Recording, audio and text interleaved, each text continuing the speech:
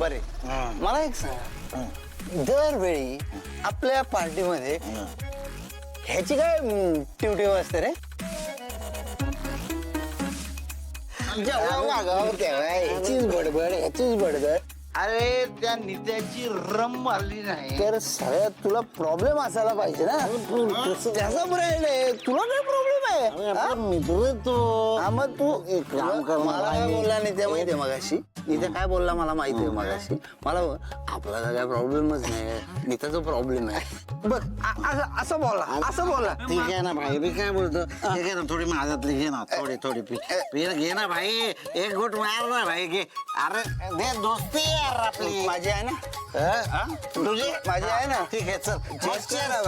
Cheers, भाई, दोस्ती के नाम.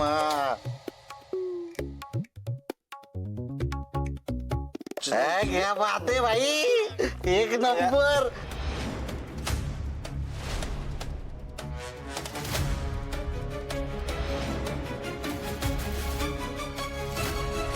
तू शेवटी केलंस ना सिद्ध. तू दारुडा होतास, असशील आणि नेहमी राहणार. तुला एक दिवस सांगितलं होतं की दारू पिऊ नकोस, पण तू काय केलं? नाही, तू पी, अजून दारू पी. तू दारुडाच आहेस. कोण आहे? कोण आहे? कोण आहे? कोण आहे मला सांगणारी मी दारू प्यायची की नाही? हा, माझी दारू मला प्यायची आहे. जेव्हा पाहिजे तेव्हा पेन नाही प्यायची, नाही पिणार. ही कोण आहे मला सांगणारी? तुझ्यावर ना विश्वास ठेवायचाच नाहीये कुणाला. अरे मी काय पेपर मध्ये जाहिरात दिली होती का की माझ्यावर विश्वास ठेवा? हा, विश्वास ठेवा अशी जाहिरात दिली होती का? उईशी उईशी.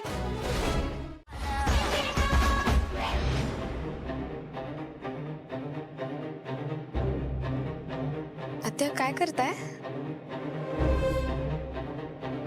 तुला मी काय करते असं वाटतंय? मला तुम्ही समय पुसते असं दिसतंय. नाही तसं नाही, म्हणजे हे अचानक काही कार्यक्रम आहे म्हणून की आज दीप अमावस्या आहे ना, म्हणून. आषाढ महिन्याच्या शेवटची जी अमावस्या असते ना, त्याला दीप अमावस्या म्हणतात. त्या दिवशी असे सगळे दिवे स्वच्छ करायचे आणि त्याची पूजा करायची असते. कणकेचे दिवे पण करायचे असतात. बहिणीच्या फोटोच्या समोर आम्ही कणकेचे दिवे लावतो कायम. पण दिव्यांची पूजा का करायची? दिव्यांची पूजा एवढ्यासाठी करायची कारण घरातली नकारात्मकता दूर होते. कोणाची जर नजर लागणार असेल तर तीही दूर होते. त्यामुळे घरात जेवढे दिवे असतील, पितळ्याचे, चांदीचे, ते सगळे स्वच्छ लख्ख करायचे. तेल घालायचं, नवीन वात लावायची त्याच्यामध्ये आणि देवासमोर लावायचे, त्याची पूजा करायची. कणकेचे दिवे करायचे, त्याची पूजा करायची. कणकेचे दिवे ना आम्ही बहिणीच्या फोटोच्या समोर ठेवतो. आईंच्या फोटो समोर का? कारण दिव्यांच्या अमावस्याच्या दिवशी गेलेल्या माणसांच्या स्मृतींना विशेष महत्त्व दिलं जातं. त्या दिवशी सगळे घरातले दिवे स्वच्छ करायचे, त्यांची पूजा करायची आणि आपल्या पूर्वजांच्या आणि पितरांच्या शांतीसाठी एक दिवा दक्षिणेला किंवा तुळशीजवळ ठेवायचा. आई, पण हे दिवे अमावस्येलाच का लावतात? कारण अमावस्येचा दिवस हा गेलेल्या माणसांना समर्पित केला जातो. मग दीपपूजनासोबतच त्यांचं स्मरण करणं हे शुभ मानलं जातं. बरोबर. आई, म्हणजे हे दिवे आपण अभिदादा आणि सुजयदादासाठी बनवतोय ना? हो, ही प्रथा दरवर्षी आपल्याकडे पाळली जाते, म्हणून सगळी तयारी. आत्या, मला कणकेचे दिवे कसे बनवायचे हे शिकवाल का? म्हणजे माझी मदत होईल तुम्हाला. हो, शिकवेन की. ती समय जोडाते. हो.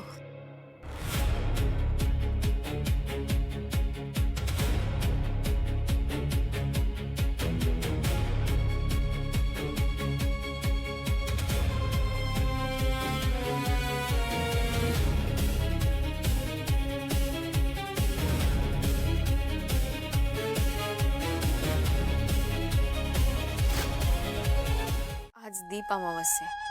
देवाघरी गेलेल्या माणसांच्या आत्म्याला शांती मिळावी म्हणून हे असे दिवे लावायचे आणि त्यांची पूजा करायची. मला सुजयसाठी करायचं होतं. प्रीती, सुजयसाठी तू हे सगळं करतेस हे बघून खरंच खूप बरं वाटतंय मला.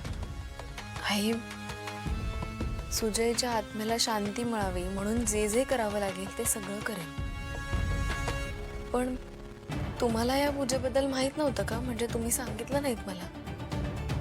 माहिती होतं ग, पण म्हटलं तू करशील न करशील म्हणून मी आपली गप्प बसले बाई. कसं आहे, आजकाल तुझा काही अंदाज येत नाही ना. स्वतःच्या नवीन संसारात रमायला लागलीस तू. आई परत तेच. तुम्हाला मी कितींदा सांगितलंय आई, मी हे सगळं मुद्दाम करते. मला काय त्याची लाडकी बायको वगैरे बनायचं नाहीये. त्या स्वराजच्या खांद्यावर बंदूक ठेवून या गायकवाड घराण्यातल्या सगळ्या माणसांचा जीव घेणार आहे.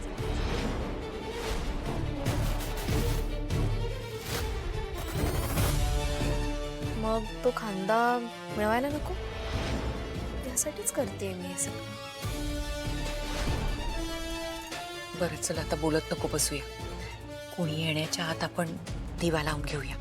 चल.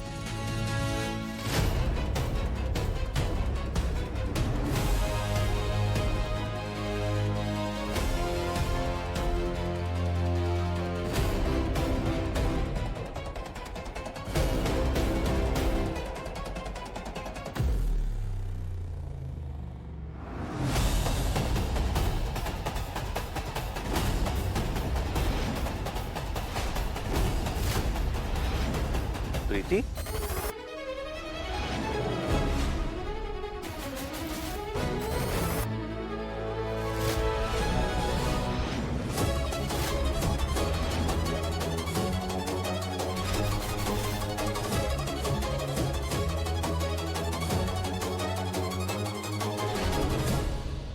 हे सगळं काय चाललंय? प्रीती, मी येते ग.